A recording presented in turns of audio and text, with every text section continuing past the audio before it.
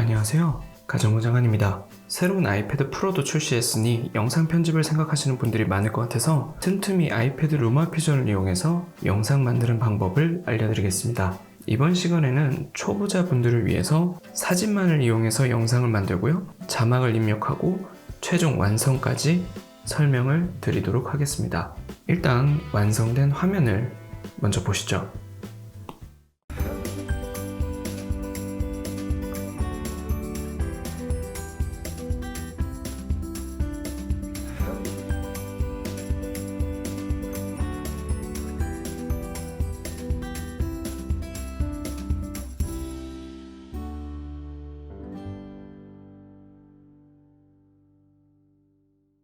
네, 유부남의 슬픈 영상이죠?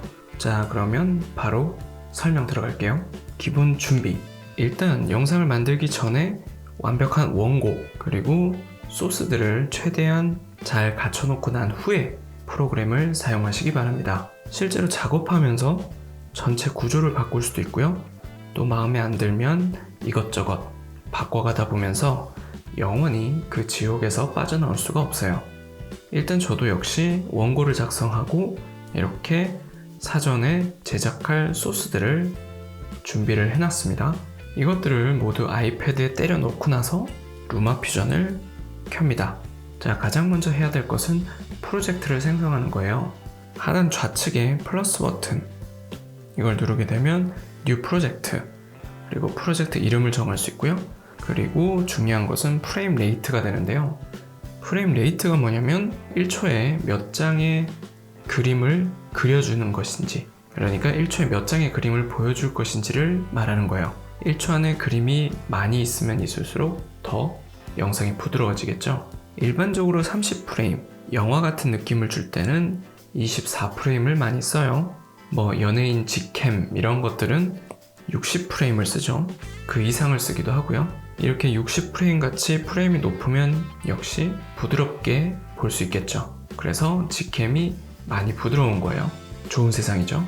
아무튼 디테일하게는 29.97, 뭐 23.98 이런 식의 TV에 관련된 프레임 레이트가 있긴 한데 뭐 초보니까 이런 것들은 그냥 패스를 할게요. 저는 일단 30프레임으로 세팅을 하겠습니다. 동영상 일반적인 HD 비율인 16:9로 만들게요. 자, 전체 구조를 보면 왼쪽 상단에는 소스에 관련된 모든 것, 그리고 오른쪽에는 확인할 수 있는 화면, 그리고 아래쪽에는 작업창, 타임라인이 있죠. 그리고 가장 아래에는 여러 가지 기능들이 모여있는 바가 있습니다. 왼쪽에 사진 아이콘을 누르게 되면 이렇게 소스를 선택할 수 있어요. 소스에는 사진이 있을 테고요. 파일 앱이 있고요. 임포티드, 이것은 루마 퓨전의 로컬 경로예요. 그리고 스토리블럭스, 스토리블럭스는 루마 퓨전과 뭔가 계약을 해둔 특정 소스를 파는 업체가 연결이 되어 있는 겁니다. 타이틀은 글씨라던가 그런 뭐 자막이라던가 크레딧 이런 것들을 넣을 수 있는 타이틀이고요. 트랜지션은 영상과 영상의 사이에 전환을 해주는 그 기능을 트랜지션이라고 해요. 그리고 오른쪽에는 관련 소스들을 외부 경로에서 불러올 수 있도록 이렇게 임포트 미디어 소스가 있습니다. 저는 포토에서 최근에 들어온 사진을 열어봅니다. 자, 일단 기본적으로 작업창에 영상 넣는 방법을 알려드릴게요. 왼쪽에 영상이 하나 있어요.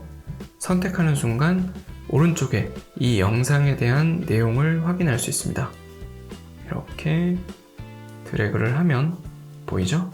여기에 있는 노란색이 바로 in, out이라는 건데요. in, out은 앞과 뒤를 설정할 수 있어요. 이렇게. 그리고 이렇게 설정해둔 상태로 집어넣게 되면 영상 전체에서 이 부분만을 가져오게 됩니다. 이해되시죠? 그런데 이게 좀 헷갈릴 수 있어요. 저도 옛날에 엄청 헷갈렸었는데 왼쪽 소스를 눌렀을 때 이렇게 오른쪽 프리뷰에서 화면을 확인할 수 있죠? 이 아래쪽 실제 작업창을 넘겨도 오른쪽 화면에 재생이 돼요. 결국 하나의 프리뷰를 양쪽에서 확인할 수 있는 거예요. 이게 예를 들어 프리미어 같은 경우에는 창이 두 개가 있고요. 소스에 대한 프리뷰, 그리고 하나는 실제 작업하는 내용에 대한 프리뷰, 이렇게 두 개로 나눠져 있는데 루마퓨전 같은 경우에는 하나의 프리뷰를 서로 공유를 하고 있어요. 파이널 컷 프로가 이런 방식이거든요. 그래서 전반적으로 루마퓨전은 파이널 컷에 더 가깝습니다. 일단 영상의 기본은 인, 아웃 기억을 해두세요. 예를 들어서 인, 아웃이 이렇게 길게 있을 때 적당히 인을 잡고 드래그를 하면 아웃은 영상의 끝이 되겠죠? 더 많은 방법들이 있겠지만 일단 기본적인 부분만 진행을 할게요. 지금 같은 경우에는 이렇게 영상을 넣으려고 했기 때문에 시간의 흐름에 따른 바가 보이게 되는데요. 사진을 선택하면 그런 게 없어요. 사진은 시간이 지나도 같은 사진이니까 그럴 이유가 없는 거죠. 그래서 처음에 제가 생각하는 대로 사진을 이렇게 툭툭 넣어보면 되죠. 그 다음에 이 사진을 넣어보고요. 그러면 두 사진 사이에 이렇게 컷으로 넘어가게 되죠. 자, 그리고 사운드를 한번 넣어볼게요. 사운드는 이번에는 스토리 블록스에서 한번 찾아보겠습니다. 스토리 블록스에 들어가면 이렇게 카테고리별로 정리가 되어 있어요. 이 중에서 저는 뮤직에 들어가 볼게요. 자, 뮤직에 들어가면 이렇게 프리라고 체크가 되어 있는 사운드들이 있어요. BGM들이요. 그것들은 무료로 사용할 수 있는 소스입니다. 모닝선이라는 BGM을 사용을 해볼게요. 이렇게 인점, 아웃점을 잡아서 이렇게 적당히 넣어줍니다. 자, 이렇게 드래그를 해서 영상의 아래쪽에 넣었죠.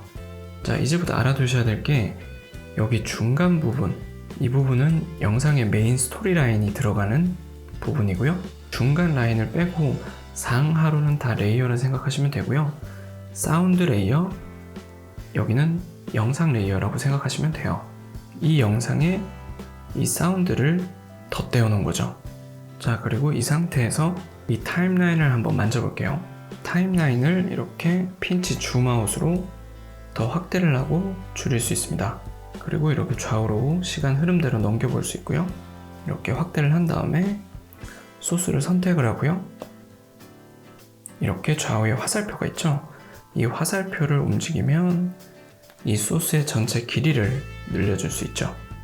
재생을 해볼게요. 자, 저는 사운드를 여기서부터 시작되도록 하겠습니다. 여기서부터요. 줄여주고요. 그대로 처음으로 넣어줄게요. 자, 됐죠? 그리고 나머지 소스들을 쭉쭉 넣어봅니다. 될 수 있으면 음악 비트에 좀 맞춰서 컷을 배분하는 게 좋겠죠? 예를 들어서 여기에서 한번 다음 컷으로 전환을 해볼게요. 이렇게 줄이면 다음 컷으로 바뀌겠죠?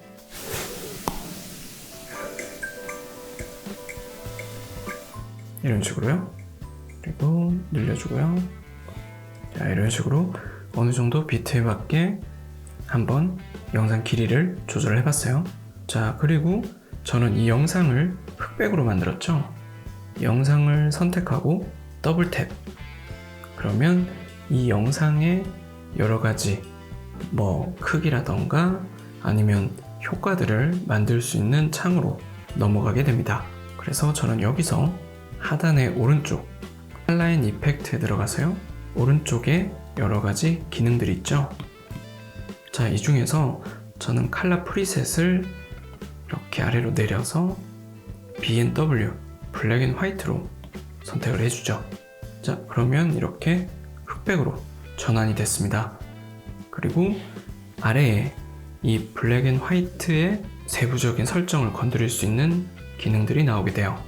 밝기라던가 콘트라스트, 더 뽀샤시하게 할 수 있겠죠.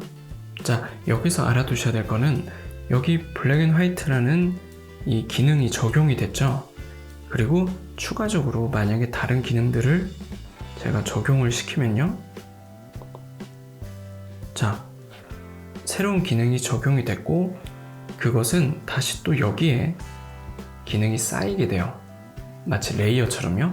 그러니까 처음에 제가 블랙 앤 화이트를 적용을 했고, 그리고 이런 포인트로 변환이 되는 효과를 그 위에 올린 거죠. 그래서 이렇게 층층이 기능들을 쌓아둘 수가 있어요. 물론 지울 수도 있죠.